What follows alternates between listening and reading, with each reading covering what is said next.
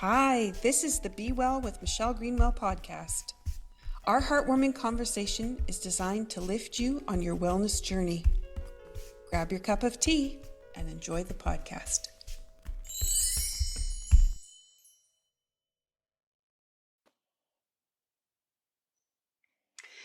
Welcome everyone to the Be Well with Dr. Michelle Greenwell podcast. And it's my pleasure today to introduce you to Cheryl Brewster, the owner of Intuitive Life, inspiring conscious changemakers. Hello, Cheryl. Hey, Michelle. Good to be here today. I want to share a little bit about you so that people have an idea who's going to be speaking the wisdom that's coming today. So you are a transition specialist, transformational speaker, and a spiritual mentor. And you inspire individuals and organizations keen to make big differences in the world and to find the hidden treasures within the challenges they face. And your story is one of extraordinary trust and the ability to ride the waves of change, because in 2004, you left a very successful career in the corporate world to follow your calling and founded the Intuitive Life to provide intuitive consultations, workshops, and training for individuals and organizations. That's a big jump. That was huge leap of faith. Yes.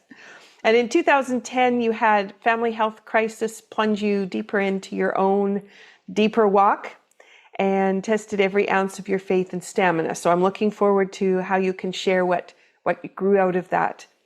And as a result today, you're going to be sharing what you've discovered about the right mindset, severe challenges and how they can be catalysts for powerful, positive change. And we're calling this reflecting as a way of knowing, because you and I wanted to talk about how reflection can really change our perspective and the way we look at things. Absolutely. It's definitely life-changing. And, reflection is a skill that is learned that we really don't pay enough tribute to for its effectiveness. So we'll have a good chat today. So I want to share a quote of a testimonial about your work. And I thought this would give people a little bit of perspective. So this links both personal and business growth. So this is the quote. "You have to work with Cheryl if you want to develop your potential more. This woman has a phenomenal capacity to help you see what holds you back and to confront it, to make a difference in your life. And in the workplace, this isn't about making someone a better sales or IT person, although it could be. It's about transforming you so that no matter what your insight profile is, you have the ability to perform more to your potential. Cheryl's individual and group work was more than what I expected and far more relevant to me than I could have ever imagined." That was Tom Carson of Corporate Insights. He's a trainer out of Winnipeg.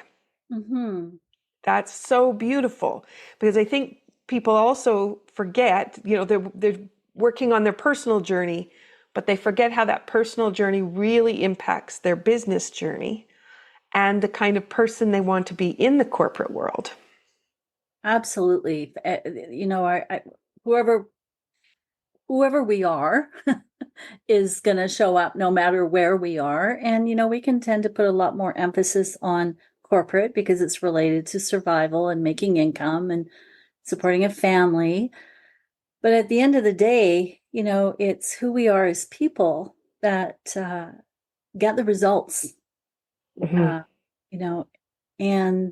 also define the meaning that we get from those results.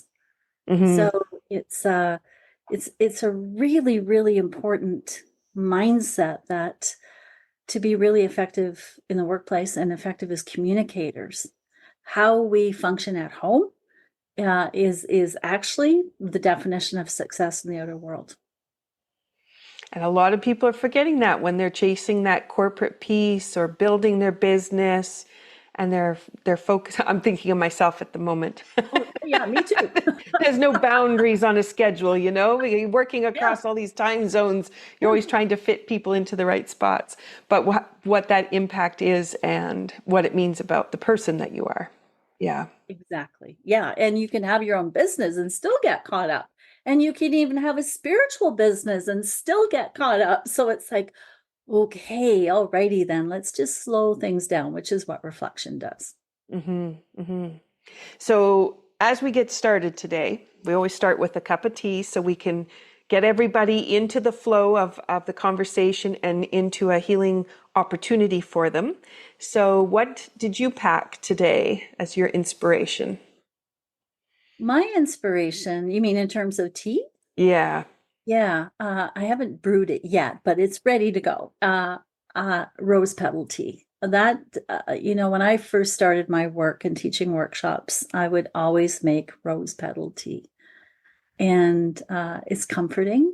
And I also am drawn to, the energies that we work with invisibly. And Kuan Yin to me represents love. And also, really, I want to say, wiping the tears of the world is Mm, what she represents for me. So in my spiritual settings, I'll make a rose tea and also call in Kuan Yin. beautiful. I Mhm. love that. So I chose a blend today that has rose petals in it, and I have actually added rose petals to quite a few blends because there is that little component, and it's like putting a little piece of sunshine when you put the herbs into the infuser, and the rose petals are sitting on the top. Sometimes calendula or safflower as well, and you get that bright orange and yellow. But the rose petal, there just is something about, because very often it's in the shape of a heart. It's usually in a heart color with a pink or magenta or white. It's just such a beautiful flower. Mhm. Yeah. So what I chose today is my Mission for Change community tea. So I always stumble on that one. But I'm just going to hold the label up so people can see. And I wanted to draw attention to this because you and I are going to talk about reflection. And we've already expressed a little bit between personal and business. And then there's this idea of community. And what Absolutely. community do we belong to, if it's a personal one or it's a business one? And how do we fit within the community and within ourselves? So this one, the intention on it, so all the teas at the Cape Breton Tea Company have an intention. In community, we are empowered for change. And when we engage with someone for the capacity to heal, our enzymes immediately know how to transform to go to healing. It's the most amazing gift we have in our body. And so I wanted to bring that forward because this tea helps support a family in Malawi, Africa, who really do struggle. And they struggle a lot with a lot of things that we don't have here in North America. With malaria, they still have COVID running through. Diabetes is huge because they have really poor water quality. And so the opportunity for us to be able to bring that healing component and share it forward and bring forward the herbs, it just brings me such a joy to know that you can bring a group of people together around a tea and then create that change and the inspiration for something else. So thank you for letting me share that little piece, but also for being in on this conversation. So with what you have in your glass, shall we do a cheers? And for those Absolutely. people that are listening, cheers to them. Here's to intention. Mm-hmm. And I wanted to share, I pulled a card for us today, so we also would have a little inspiration coming our way. And so I'm going to hold this up. So if you are listening to the podcast, I'm going to just try to describe this. It's blue and it's white. It looks like wings. And this is a coaster from the Harmony coaster set. And my tea is actually going to be sitting on this.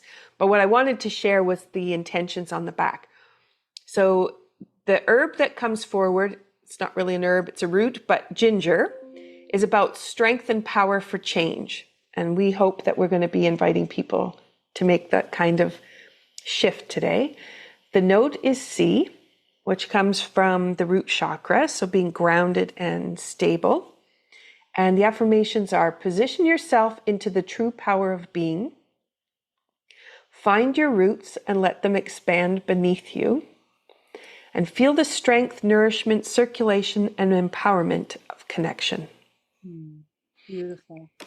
So the community that comes to listen to this podcast, we invite you to know that you're a part of our community and that we're here supporting and opening up possibilities. So thank you everyone for joining in. All right, Cheryl, shall we dive in? Let's go. All right.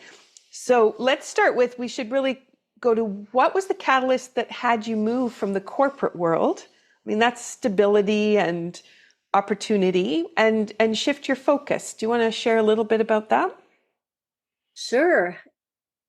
I went through an experience that I think most of us are going through right now, which is really listening to the call of the soul. It was like a calling. And I knew intuitively, I knew in my heart that if I didn't shift from corporate to what my heart was calling me to, that I literally would have missed the point of the lifetime. So it was a really kind of heavy duty knowing. It was exciting, but also heavy duty because I was stepping completely into the unknown, massive uncertainty, and basically left security and, predictability and income to start from scratch. And so the journey has been so rewarding because when you're living from the calling of the soul, that's the true meaning and purpose of life. And as I take my work back now into corporate, even more so, I have an understanding that it's not so much what you do as how you do it and why you do it.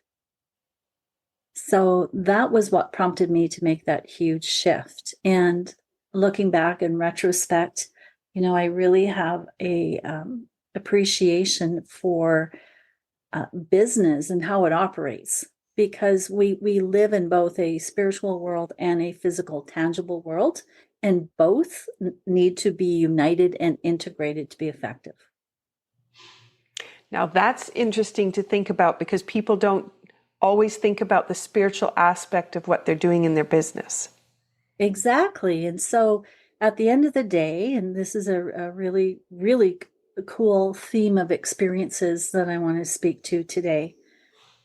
At the end of the day, I had an out-of-body death experience a few years ago, and I was told I had a second chance to come back. And the message was, whatever you do, if you haven't done it with love, you've missed the point.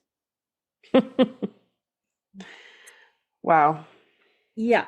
And my oldest son, when he was 3 or 4, I was giving him a bath, and out of the blue, we were both quiet, we weren't talking. Out of the blue, he goes, Mommy, it's all about love. And I looked at him, I said, yes, it is. And just in this past week, my ex-husband, the father of my children, passed away unexpectedly. And one of the last things he said to my youngest son was, at the end of the day, it's just about love. So this podcast comes at a very poignant time for me personally, because I can see in my own life where I've come from love and where I haven't. Mm-hmm. So this topic of reflection is very exciting and important, because in reflection, we have the neuroscience now that we didn't have before to understand that the brain goes into fight, flight, freeze. We know that already. But with reflection, we have an opportunity to slow things down, to create these new neural pathways that we need that really connect and integrate and form a baseline that is unshakable.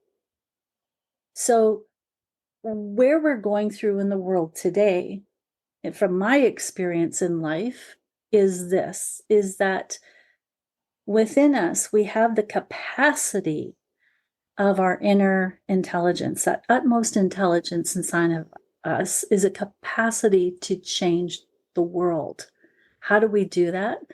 By reflecting inside, being very rigorous and saying, where have I not been living from love? Because the power of love is the power of course correction. It's the power of harmony. And it's the power of change. So our primal brain doesn't so much like change. It's looking for protection. It's looking for threat. And when we introduce the idea of love, the calming effect that happens, so that we're using our whole brain rather than just that knee-jerk reaction brain. So today's podcast and in our connection, Michelle, with the amazing work that you do and the work that you do with trauma, is every time we slow down, do a reflection and ask, is this an energy gain or an energy drain? It's the return to love. So reflection happens in many different forms, which we'll talk about. Initially, I just want to say, for all of us, in this moment, have I slowed down enough to be present with the beauty of the world and the beauty of the world inside me? Do I appreciate myself? Do I respect myself? Do I love myself? Am I learning? Am I growing? Am I expanding? And to use the breath to slow down and really allow that in the moment, because it just takes one conscious breath to change the entire trajectory of our day. Mm-hmm. You are right. Yeah. And, we spend so much time in front of our computers or sitting in a car or sitting at a table or a desk, and that quality of breath, we don't realize how we've changed that quality of the breath, and we lose track of where it actually should be. And it's not until we decide to go for a walk where we require a deeper breath that we realize that capacity is no longer there. Exactly. Yeah. So this return to the simplicity of what's most important. And I teach a program called Embrace Your Inner Pirate, and it's ended up being a year-long program. And the pirate represents the breaking the rules of conformity, or breaking the rules of limitation, of the limiting beliefs, breaking the rules and returning back to the simplicity and the wisdom that is inside of us, slowing down. So, and the power of this is that we can go deep so quick, so fast. And incorporating this consistently, that's the key. It has to be consistent, which is why I'm such a fan of reflection, which actually is quite new in my life, because I've just taken some courses on adult education, and that's where you and I first connected, because of course you're training with the brain and how it works. And one of the things that really struck me was the power of reflection based on, experiences don't really change it. It's reflecting on them. That's the transformation. Mm-hmm. Exactly. And so we can, even the quality of a movement, because some people just think that if I sit on my chair, that's going to be good enough. Or if I go walking with the posture that I've had all day, that's okay. And that there is this, I guess, acceptance of what has been, and then that opportunity to go, that's not good enough. Mm-hmm. We have to really be present and realize, no, one shoulder is lower than the other one, and your neck's turning funny, and you're going to walk for 3 kilometers with a heavy stride because you want to get your workout, and you didn't ask the body yet, is it ready? Is it primed to go? Is the breath ready to be deep? And then, are you going to be present with nature? Beautiful questions. And again, it's that reflection, it's that asking, it's learner's mindset rather than just kind of going along with what you've already done during the day. It's like, changing gears, taking the time to change gears. Mm-hmm. Mm-hmm. And the other thing I think people do too is, and I'm guilty of this, is that long period of time where there is no reflection, there is no, you're just so focused in where you're going and what needs to get done, that space you leave for reflection becomes just tiny little snippets, instead of, if you weave it throughout the day, that you can pick it up, carry it, transform things, transform challenges that you have in what you're working on, and then progress from there. So it becomes a weaving rather than so much of a, in this 10 minutes, here's what I'll do. And then I'm going to solve everything in that 10 minutes. Yeah. Yeah, it becomes more of a flow, and really paying attention, using the mindfulness, you know, am I, am I enjoying this moment? Am I being effective in this moment?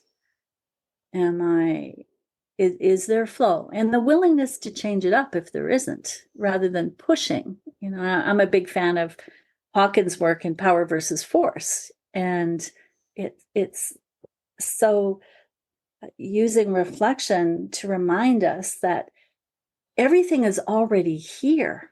Am I relaxing into it? Am I trusting it?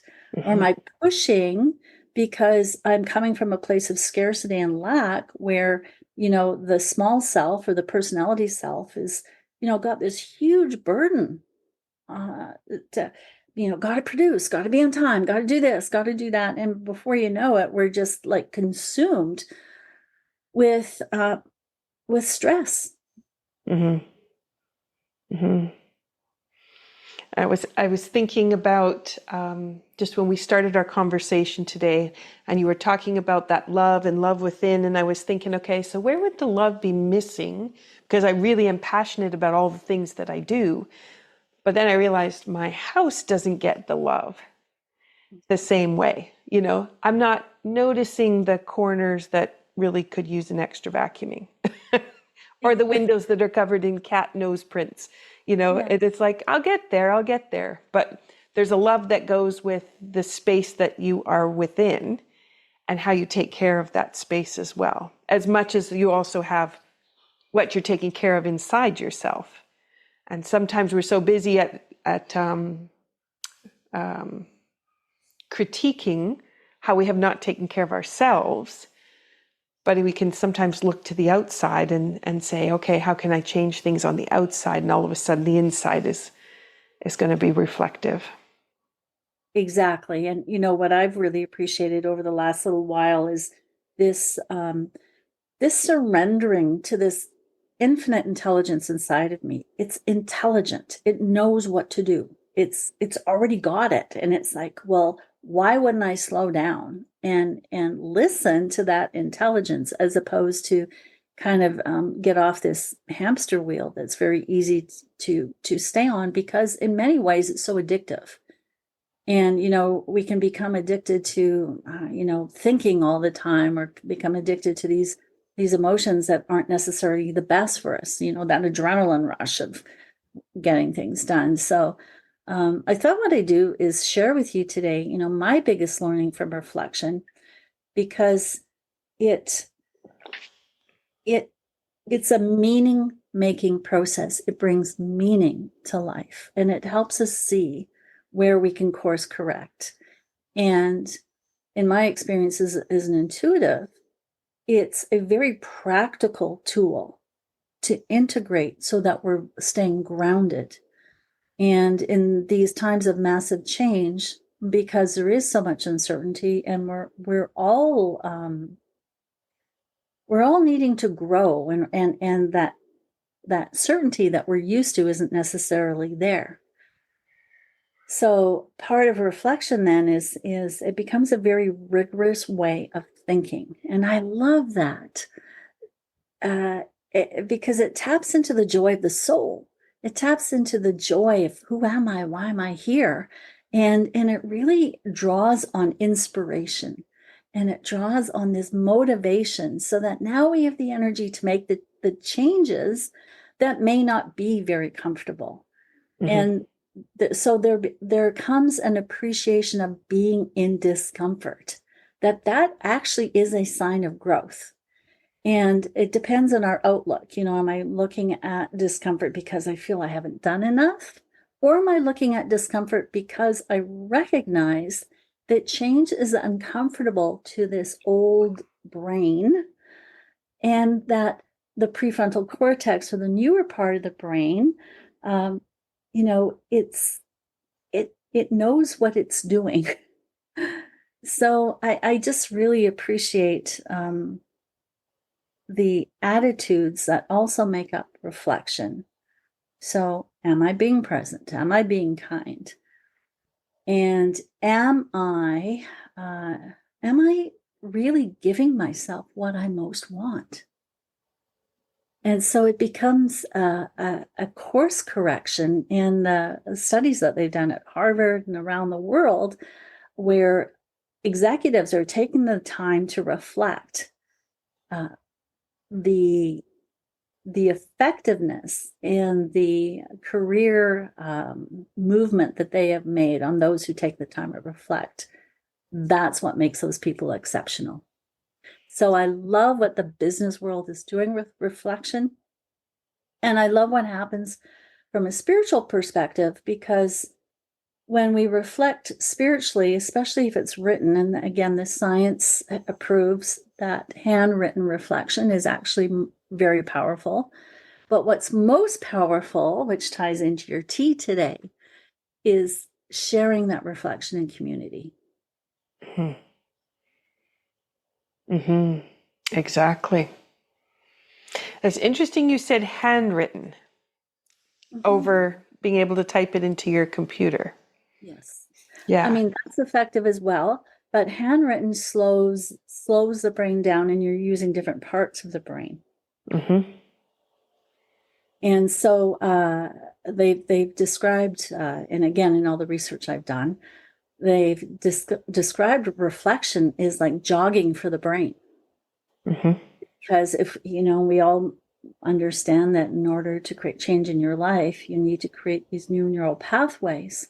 Well, the way we do that, information's good, but the transformation only comes from reflection and then acting on that reflection.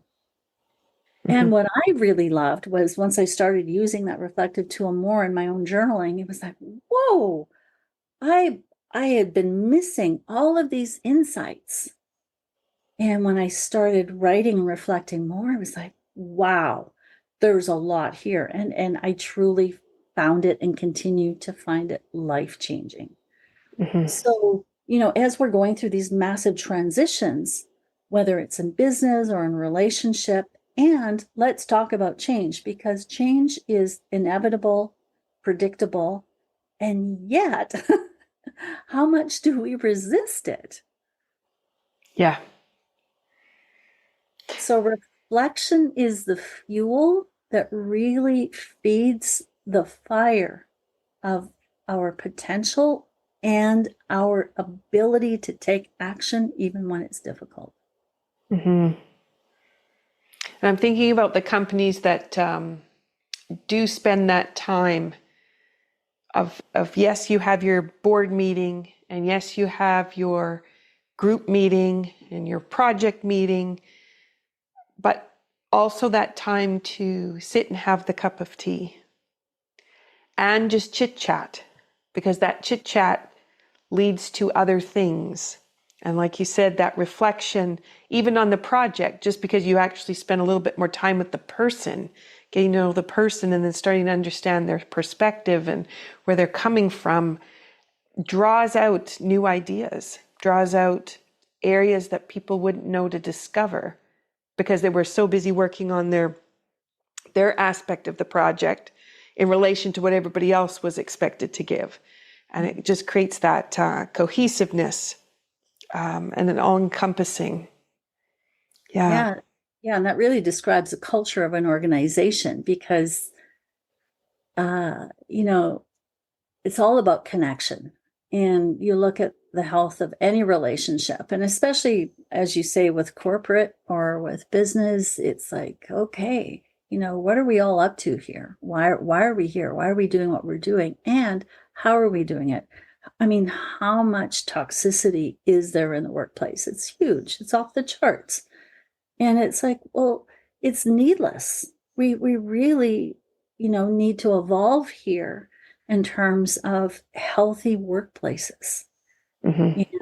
And recognizing that, unfortunately, toxicity in the workplace is a fact of life. However, that's what leadership is about. And we lead from the inside out, every single one of us. So Mm-hmm. being a responsible leader in your own life Mm-hmm. and having the compassion and the willingness to see the blind spots within yourself. And that's why I love reflection too, because it's like, whoa, I never saw that before. Thank goodness I'm seeing it now. And the ability to course correct much more quickly because you've identified a false self within you that isn't required. And, our attachment to suffering is what we're really letting go of here in these deeper levels of leadership, recognizing that a true seeker, a seeker of truth has dropped the need to stay in suffering. Now, it's an interesting way to put that, isn't it? Because I know people be thinking, what do you mean? But then you start to reflect on, where do you go where you keep hitting the brick wall? Are you banging your head against the wall because somebody wasn't listening and the orders didn't go through the way that they should have gone through, and it's a constant juggle of craziness? What is that telling us? Yeah. And the impact that we can have. Mm-hmm. It's pretty amazing considering at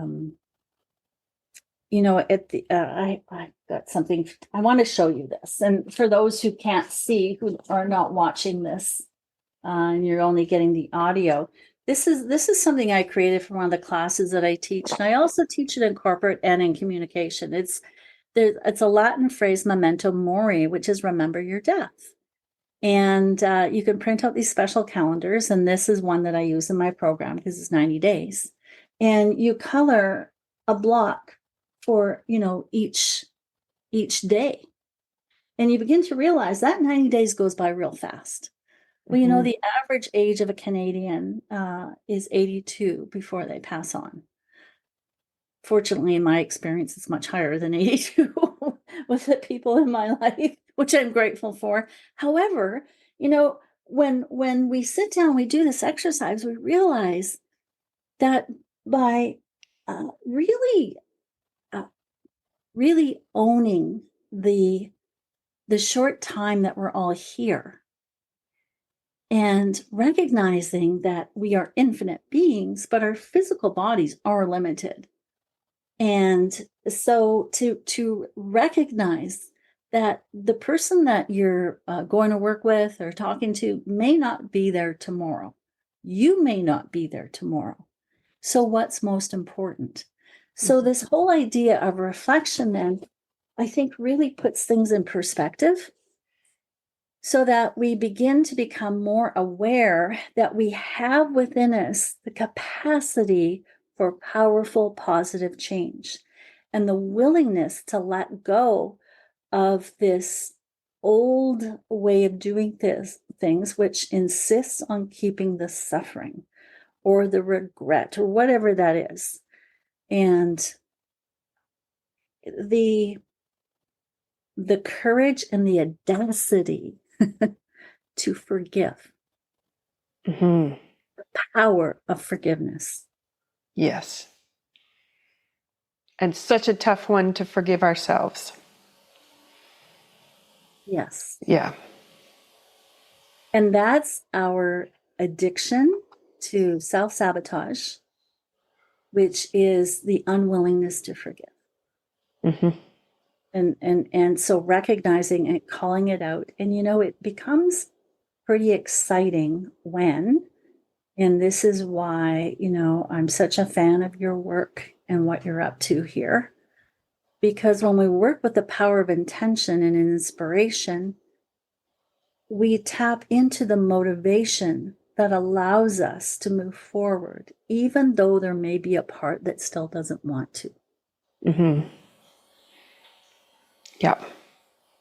So this courage and this excitement and this inspiration, so that even though there's difficult things to do, we can do them and we are doing them.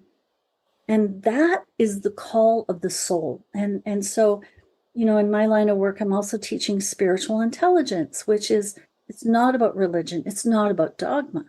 What it's about is living true to your values, no matter where you go. Are you being the same person showing up as you are at home or at work? Mm-hmm. Are you being the same person with your family as someone that you want to impress? Yeah. Now that's a good question. Isn't that a good question? Like, oh, well, how do you like me so far? Right?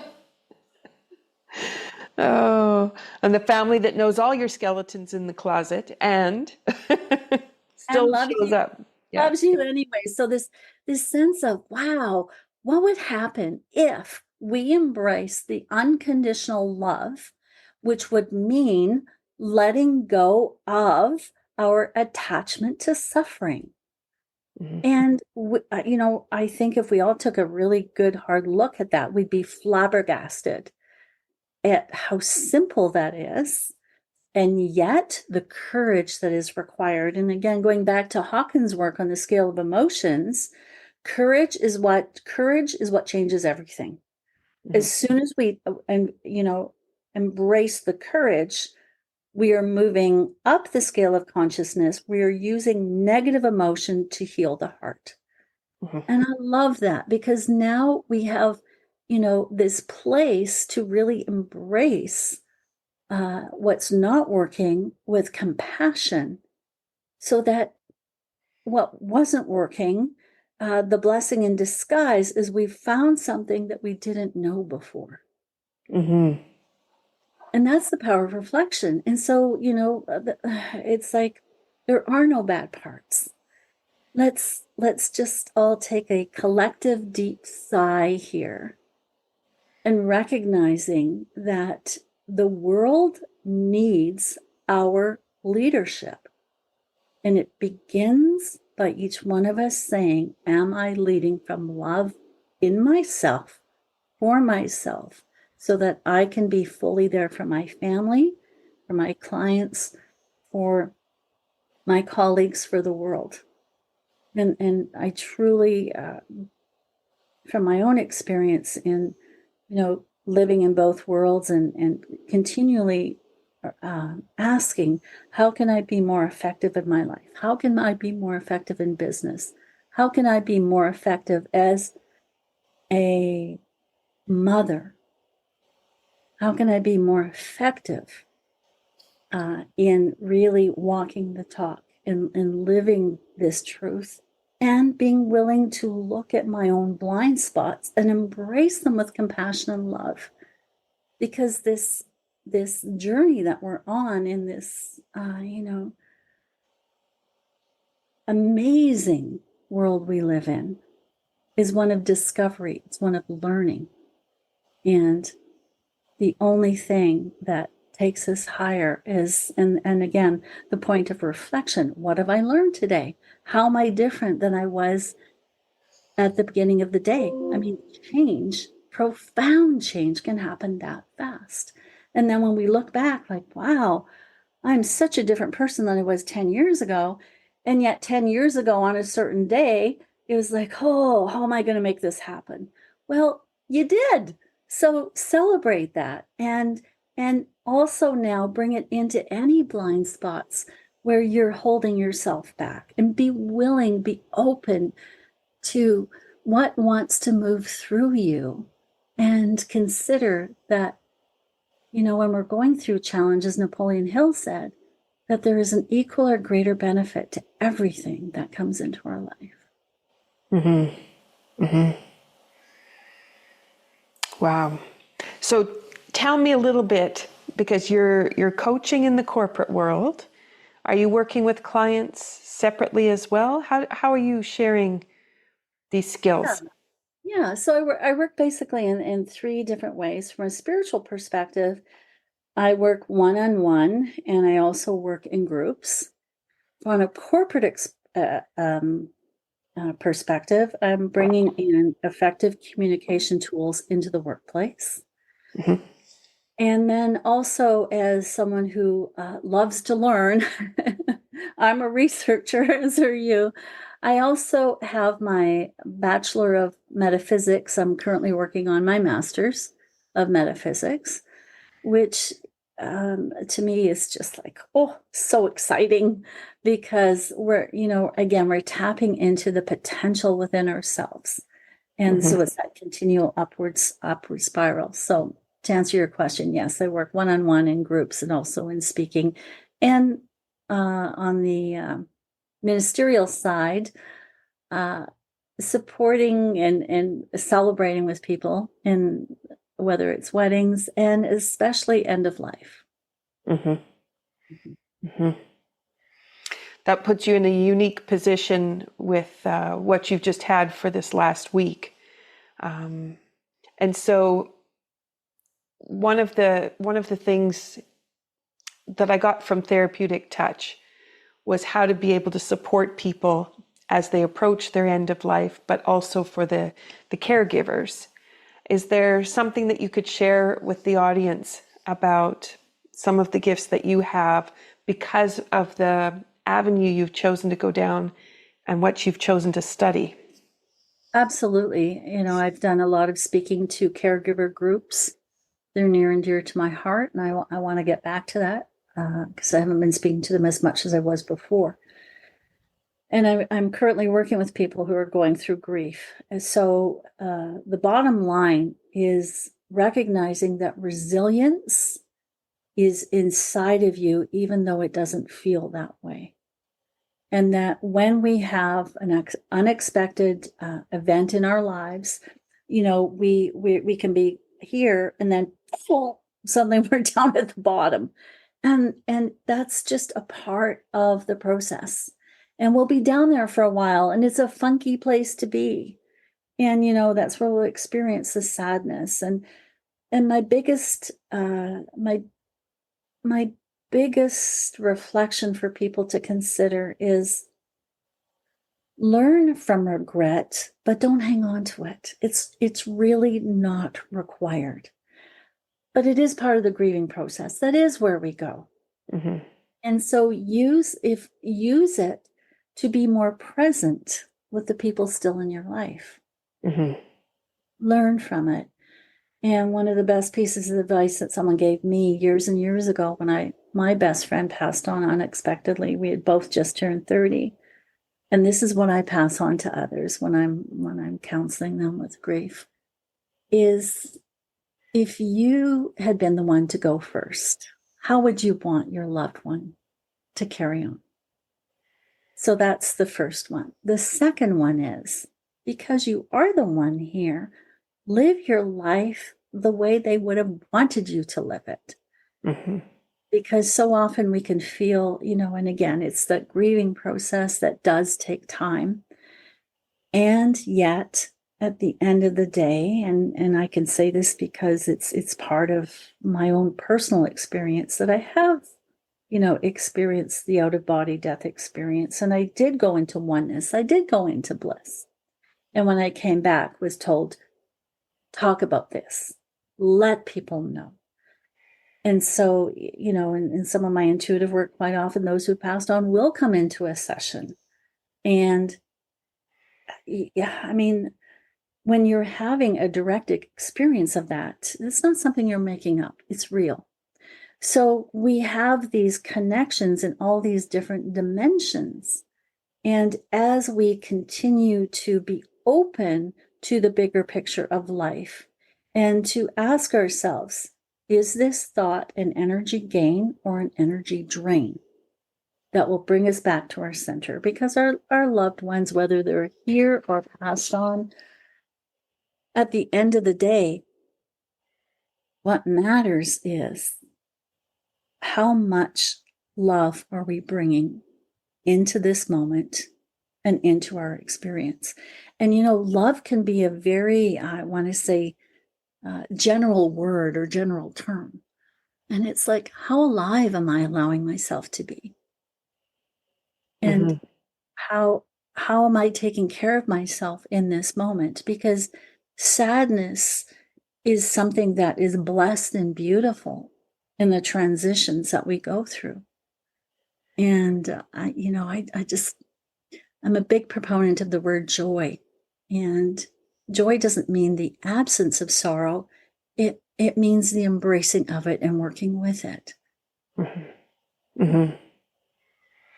And I was just, when you were talking about sadness, and I was thinking you need that sadness for your reflective time. And it becomes so important to recognize the space that's needed. And then how that space, as it transforms, what comes in to join it. Which is really like a flower garden. I was just thinking of the tea, and I was thinking about all the petals, all the flowers that are sitting there. And then how that reflective time after you've weeded, I'll put it in quotation marks, weeded the garden to make the space, but then how everything decides how it's going to come forward, and then the bounty that comes out of that and the beauty. Absolutely. And there's such a beauty and a bounty in all of life's moments, whether it's birth or death or in between. Life is a continuum, and I think that when we go through these experiences, we must remember we're undoing a lot of old thinking. Death in many ways is so final because you don't have the physical body anymore. But the spirit is eternal. It always has been. It always will be. And so and it's not about, I have a friend who would call himself an atheist, and he says, "But Cheryl," he says, "you make me want to believe in God." And yet, even though he's what I would call an atheist, we have such a connection. It's like, his way of living is to be so totally present that it transcends any label he could assign to himself or anyone else. And he's just this dear soul, and one of my dearest friends, and I just love him to bits. We have this connection. So again, it's I think we're in a time of such transition, and it's a time of the leadership of love and the willingness to slow down enough to say, I'm not giving myself as much as I could in this moment. Because when our cup is full, then we have the energy to really be of service, whether it's to our family, to our workplace, or to the world. And I'm just thinking about, I'm reflecting on what you were saying about regret, and that we don't have to hold it. So I wanted to bring that forward one more time, because as people are thinking about what you've added to the conversation, for those that are still holding on to that regret, why and what happens if you let it go? Exactly. And recognizing, am I willing to let it go so that I am freeing myself into a more expansive state?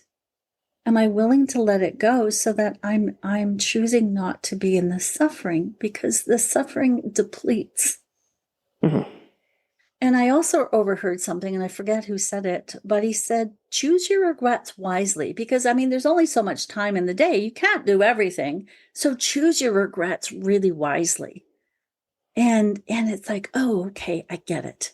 So quite often we can use regret, I believe, as an excuse to not grow. And, I've experienced enough in my life now to be able to get very good, because of reflection, to call myself out and go, wait a minute, what are you doing here? Let's get back. And I think it comes down to a non-negotiable decision, which is this. When we study neuroscience in the brain, we begin to realize there's a negativity bias because of, the old brain that's constantly looking for danger. It's predisposed to that. So we need to be aware, okay, yes, there's a predisposition for negativity bias. So what will I intelligently do about that? And in the research that I was doing, I came across an author who wrote a book called Negative Legacy Emotions. And he described these negative legacy emotions as ineffective guilt. Guilt serves a productive purpose when it creates positive change moving forward. But if it's guilt that's irrational, if it's guilt that doesn't produce any positive movement forward or change, and I love what he says. He says that's an ineffective remnant from evolution that we do not need. And in that book, I just love it. He goes, you have to make this non-negotiable decision that you will no longer take dictation from these lower places of emotion. And that's why reflection is so important too, because we're bopping along. And if we're not questioning what we're doing or what we're thinking, how can anything new possibly come in? So perhaps, and for those listening to this podcast, because I know that synchronicity is a signpost. If you're listening to this, in this moment, what if we all let go of ineffective guilt, of the ineffective ways we push ourselves? We let it go. We made a different choice right now to use the breath and consciously, deliberately came back to the power of this infinite intelligence inside of us. And that is the only way to live. And anything less will harbor fear, ineffectiveness, and it just isn't very much fun. So I'm all about fun. So can we have more fun in making these changes that we know we need to make intuitively? Can we have more fun in being open and recognize that we don't have to take things so personally, that we don't have to be so fragile? We really do have a strength inside of us. We need to put our attention there. And that is the power of reflection. Very intentional. Mm-hmm. Mm-hmm. And, I'm thinking about how the day goes by and the way we easily slide into those thought patterns because of the way we've been sitting, the way we've been drinking or not drinking enough water, the way we maybe had enough nutrition, didn't have enough nutrition for the day, and how those thought patterns have weaved their way into our thought process and delivered us this opportunity to hold on or to let go, and to be able to recognize through that reflective moment that some of those things they're not yours. Yes. They show up, but they only show up because of the circumstances with which you've kind of prepared yourself for the day. And then on that reflection, that opportunity to realize they're not yours. You can let them go rather than bringing them in, holding on to them, and then they weren't yours to begin with, but they sure dictate the whole rest of what's going to happen. Yeah.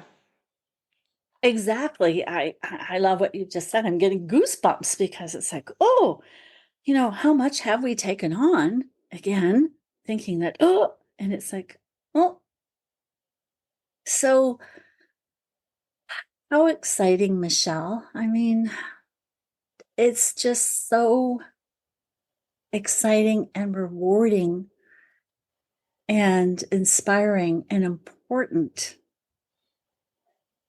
to breathe into the posture Mm-hmm. of expansion, Mm-hmm. the posture of what is good, the posture of I call it your power pose, when you need to switch gears and you stand up and you do your power pose. And it's like, yes, life can be difficult, and it can also be extraordinarily inspiring and rewarding and meaningful and powerful. And I look at all the I look at what inspires me and who inspires me, and I always come back to this one thing, which is beauty. When you think about it, any person that really has inspired you or had an impact on your life has brought about something beautiful into the world. Yes. Yep. Yeah. And I think that's a really great measure of success.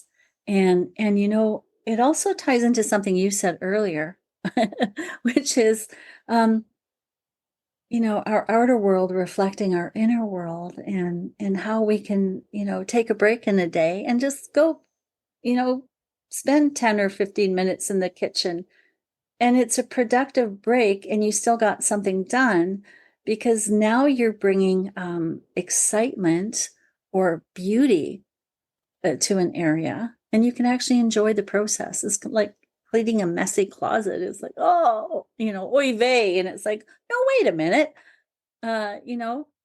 Always feels so good when it's clean and ready to go and organized. Yep. Yeah. Absolutely. And I think that's one of the things too, in the kitchen is I have to clean the kitchen before I start, so that everything looks and is ready. And then it's like, now I can cultivate, Yes. which is the same as when you look at the closet. If the closet is a disaster and things are falling out in all directions, it makes it really hard for you to make a decision or to be even engaged with your clothes in a way that, how is this going to look on me? What is the beauty that comes from what I decide I'm going to wear today? And then how is that going to make me feel? But how is it going to make the people who are looking at me feel by the colors I chose and the patterns and the way I've put it together? Yeah. Yeah. Yeah. And the joy of being real, Mm-hmm. doing something out of joy as opposed to image, Mm-hmm. or and that, how that translates across. And we we live in a world where there's just it's like, okay, I love what Course in Miracles says. It says nothing real can be threatened and nothing unreal exists. Which, when you talk about color, and it's like, yeah, be that unique self, be that wild and crazy fuchsia pink lady, or wear a pirate hat on your head or whatever. But this invitation to shine, and like that Marianne Williamson poem, to be able to shine without fear of recrimination, or fear of rejection. Just shine, just be your incredible you know uh, uh, self with all of your foibles. And I taught a class not long ago, or I have a monthly intention setting evening the first Tuesday of every month, and we were talking about, like, oh, your blind spots. And it's like, hey, let's just carbonate that negativity, right? Let's make it more fun. And so it's like foibles rather than faults, right? Because the human condition is such that we're waking up and becoming aware of things we weren't aware of before, and it's almost embarrassing. Like, I love this saying, like, if you're not embarrassed by who you were a year ago, then you're not risking enough. You're not, right? So it's like, okay, then how many of us can fall forward, right? And so really, really kind of just embracing and choosing this this calling inside each of us. And it doesn't necessarily mean we have to leave the corporate world to go follow our calling. No, your calling is what is unique within you that wants to express itself in your world, in your family. How much fun can you have with your family? How much can you heal the relationships or those miscommunications? And how much fun can you have turning around a business or embracing something that's been difficult? Like, how rewarding. And so that to me says we are all vehicles for change, for massive growth and for massive change. And this excitement of coming together in community to say, I will contribute my best self to this world for the short time I'm here. And I will love myself into the greatest service possible that I can be. I don't think we can add anything more to that. That phrase was so amazing. I hope people stop and write it down. That's so beautiful. So beautiful, Cheryl. Thank you. Thank you. And I just, again, want to thank you, Michelle, for the work that you do. Every time I meet you, I'm just so impressed with how much you know and how much I learned just in just off the cuff conversation. So, I just, again, maybe an opportunity here to hold the space for the love and the joy that is inside each one of us in whatever way it wants to express, whether it's through tea or movement or through speaking or creating beauty.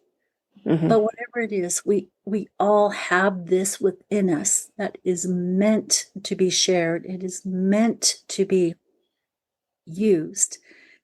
And even as I say this, I what I'm getting is, the hurt that is in the world today can be healed in magnificent ways by one breath,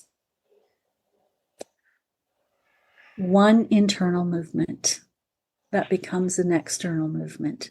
So whatever it is that calls to your heart, do it, listen, and because that's love leading. Exactly. Cheryl, how can people find you? They can find me on my website, theintuitivelife.com.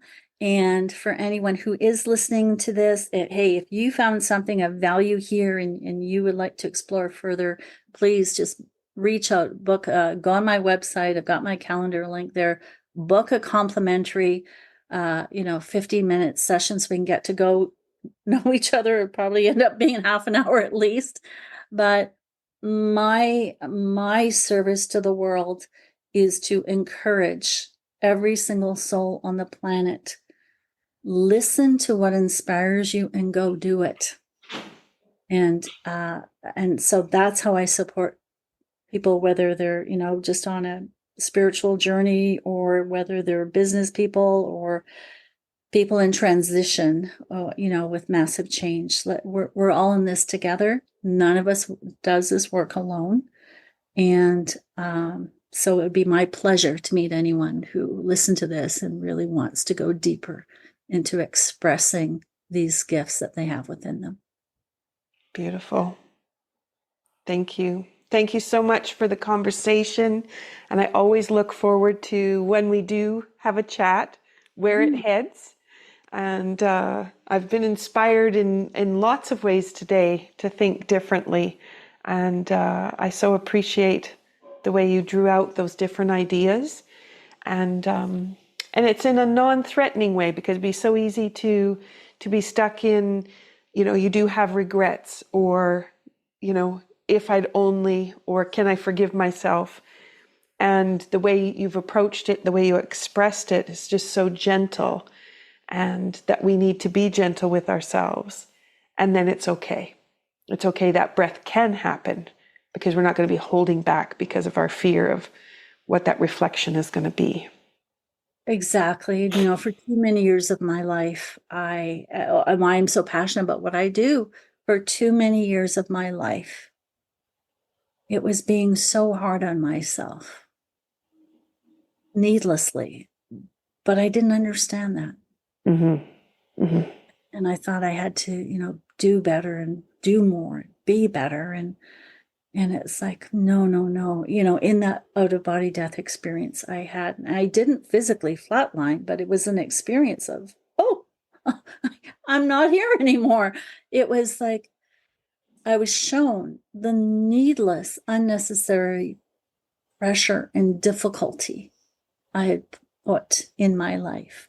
And, it takes time to unwind that. It doesn't, as much as I wish I could have come back completely transformed and going, woo, it was like, no, and that's why I love to encourage people to reflect and to do written reflection, because it takes time.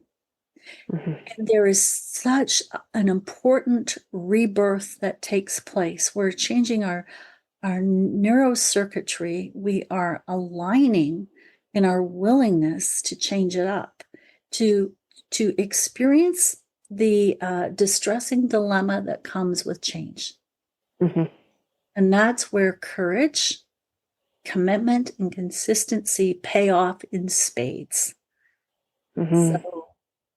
So we can leave this lifetime on skidding in a cloud of dust, all used up, right? I don't know who said that, but I love it. And it's like, yeah, here I am. There we go. Yep, that's me. Who